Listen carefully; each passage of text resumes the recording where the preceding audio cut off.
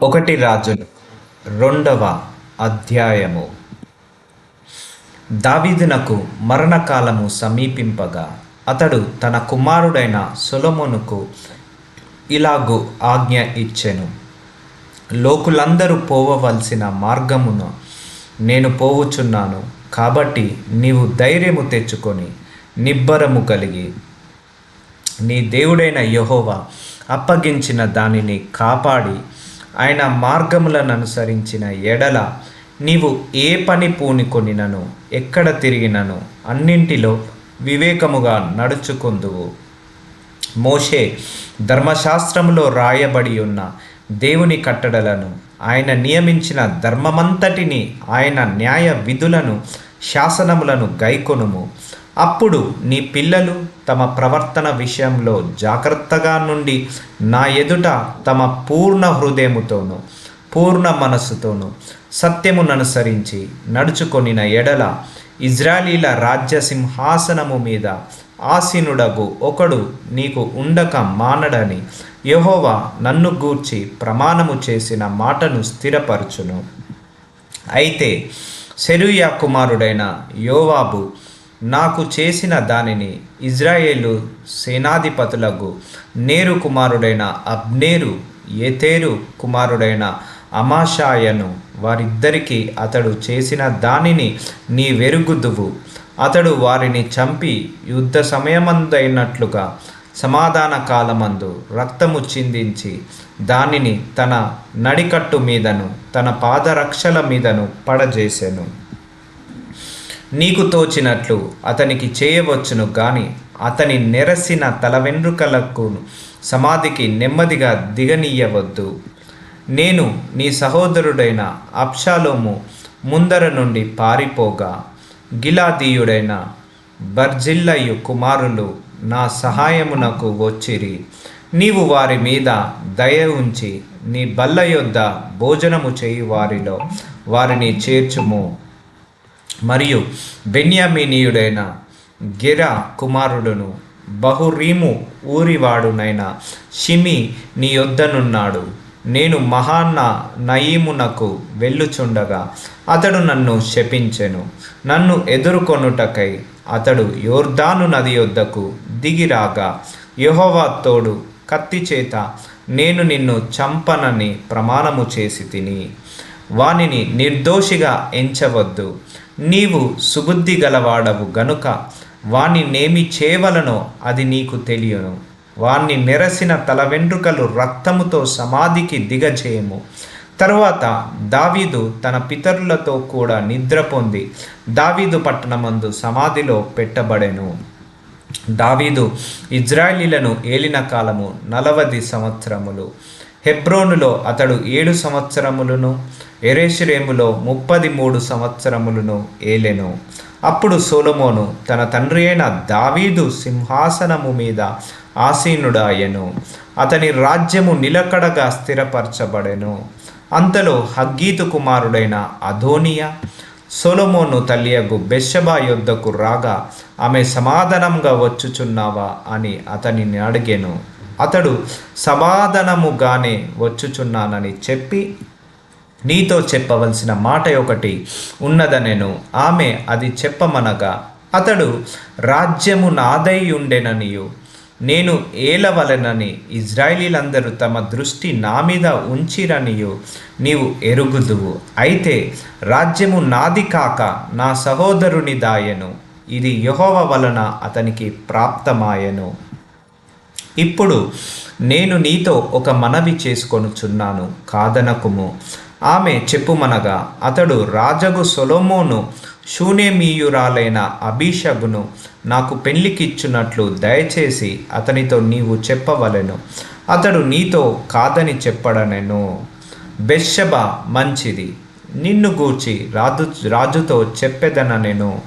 బెత్షెబ రాజైన సొలొమోను నొద్దకు అదోనియా పక్షమున చెప్పుటకు వచ్చినప్పుడు రాజు లేచి ఆమెకు ఎదురుగా వచ్చి ఆమెకు నమస్కారము చేసి సింహాసనం మీద ఆసీనుడై తన తల్లి కొరకు ఆసనము ఒకటి వేయింపగా ఆమె అతని కుడి పార్శ్వమున కూర్చుండెను. ఒక చిన్న మనవి చేయగోరుచున్నాను, నా మాట త్రోసివేయకమని ఆమె చెప్పగా, రాజు, నా తల్లి చెప్పుము, నీ మాట త్రోసివేయననగా అమేషు నేమీయురాలైన అబీషగును నీ సహోదరుడైన అదోనియాకు పెళ్లికిప్పవలననెను.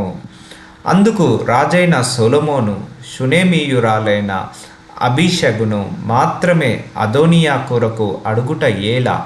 అతడు నా అన్న కాబట్టి అతని కొరకును యాజకుడైన అబ్యాతారు కొరకును సెరుయా కుమారుడైన యోవాబు కొరకును రాజ్యమును అడుగుమని తన తల్లితో చెప్పెను.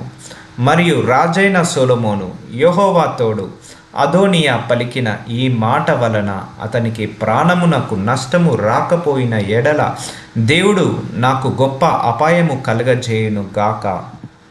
నన్ను స్థిరపరిచి నా తండ్రి సింహాసనము మీద నన్ను ఆసీనునుగా చేసి తన వాగ్దానము ప్రకారము నాకు కుటుంబము కలగజేసిన యెహోవా జీవము తోడు అదోనియా ఈ దినమున మరణమవునని చెప్పి యెహోయాదా కుమారుడైన బెనాయాను పంపగా అతడు అదోనియా మీద పడినందున అతడు చనిపోయెను. తరువాత రాజు యాజకుడైన అబ్యాతారునకు సెలవిచ్చినదేమనగా, అనాతోతులో నీకు కలిగిన పొలములకు వెళ్ళుము.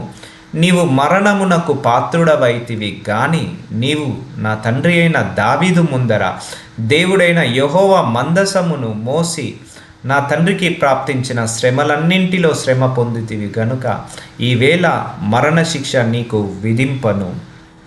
తరువాత సొలొమోను అబ్యాతారును యెహోవాకు యాజకుడుగా ఉండకుండా తీసివేసెను. అందువలన యెహోవా ఏలి కుటుంబీకులకును గూర్చి షిలోహులో ప్రమాణము చేసిన మాట నెరవేరెను. యోవాబు అబ్షాలోము పక్షము అవలంబింపకపోయినను అదోనియా పక్షము అవలంబించియుండెను గనుక ఈ వర్తమానములు అతనికి రాగా అతడు పారిపోయి యెహోవా గుడారమునకు వచ్చి బలిపీఠపు కొమ్ములను పట్టుకొనెను. యోవాబు పారిపోయి యెహోవా గుడారమునకు వచ్చి బలిపీఠమునొద్దనున్నాడను సంగతి రాజగు సొలొమోనునకు వినబడగా సొలొమోను యెహోవా యూదా కుమారుడైన బెన్యాయాను పిలిపించి, నీవు వెళ్ళి వాని మీద పడుమని ఆజ్ఞ ఇచ్చినందున బెనాయా యెహోవా గుడారమునకు వచ్చి రాజు నిన్ను బయటకి రమ్మని సెలవిచ్చెనని యోవాబుతో చెప్పెను. అతడు, అది కాదు, నేనిక్కడనే చచ్చెదననగా బెనాయా తిరిగి రాజునొద్దకు వచ్చి యోవాబు తనతో చెప్పిన మాట రాజునకు తెలియజేసెను. అందుకు రాజు ఇట్లనెను, అతడు నీతో చెప్పినట్లుగా చేయము. అతడు ధారపోసిన నిరపరాధుల రక్తమును నా మట్టుకును నా తండ్రి కుటుంబీకుల మట్టుకును పరిహారము చేయుటకై అతన్ని చంపి పాతిపెట్టుము. నేరు కుమారుడును ఇజ్రాయేలు వారి సమూహాధిపతియైన అబ్నేరును, ఏతేరు కుమారుడును యూదా వారి సేనాధిపతియైన అమాషాయును అను తనకంటే నీతిపరులను యోగ్యులనగు ఇద్దరు మనుష్యుల మీద పడి యోవాబు నా తండ్రి అయిన దావీదు ఎరగకుండా కత్తి చేత వారిని చంపివేసెను గనక అతడు ధారపోసిన రక్తము యెహోవా అతని తల మీదికే రప్పించును. మరియు వీరు ప్రాణ దోషమునకు యోవాబుని అతను సంతతి వారును సదాకాలము ఉత్తరవాదులు గాని దావీదునకు అతని సంతతికిని అతని కుటుంబీకులకును అతని సింహాసనమునకు సమాధానము యెహోవా వలన ఎన్నటెన్నటికిని కలిగి ఉండును. కాబట్టి యెహోయాదా కుమారుడైన బెనాయా వచ్చి అతని మీద పడి అతన్ని చంపగా అతడు అరణ్యమందుండు తన ఇంటిలో పాతిపెట్టబడెను. రాజు అతనికి బదులుగా యెహోయాదా కుమారుడైన బెనాయును సేనాధిపతిగా నియమించెను. మరియు రాజు అబ్యాతారునకు బదులుగా యాజకుడైన సాదోకును నియమించెను. తరువాత రాజు షిమీని పిలువనంపించి అతనికి ఈ మాట సెలవిచ్చెను, నీవు యెరూషలేములో ఇల్లు కట్టించుకొని బయట ఎక్కడికైనను వెళ్ళక అందులో కాపురముండుము. నీవు ఏ దినమున బయలుదేరి కిద్రోను ఏరు వాగు దాటుదువో ఆ దినమున నీవు చచ్చుట నిశ్చయమని రూఢిగా తెలుసుకొనుము. నీ ప్రాణమునకు నీవే ఉత్తరవాదివనగా షిమీ తమరు సెలవిచ్చినది మంచిదేను. నా ఏలిన వారైన రాజగు తమరు చెప్పిన ప్రకారము తమ సేవకుడనైన నేను చేసేదనని రాజుతో చెప్పెను. షిమీ యెరూషలేములో అనేక దినములు నివాసము చేయుచుండెను. అయితే 3 సంవత్సరములైన తరువాత షిమీ యొక్క పనివారిలో 2 పారిపోయి మయకా కుమారుడైన అకీషు అను గాతు రాజు నొద్దకు చేరిరి. అంతటా నీ వారు గాతులో ఉన్నారని షిమీకి వర్తమానము కాగా షిమీ లేచి గాడిదకు గంత కట్టి తన పనివారిని వెతుకుటకై గాతులోని అకీషు నొద్దకు పోయెను. ఇలాగున షిమీ పోయి గాతులో నుండి తన పనివారిని తీసుకొని వచ్చెను.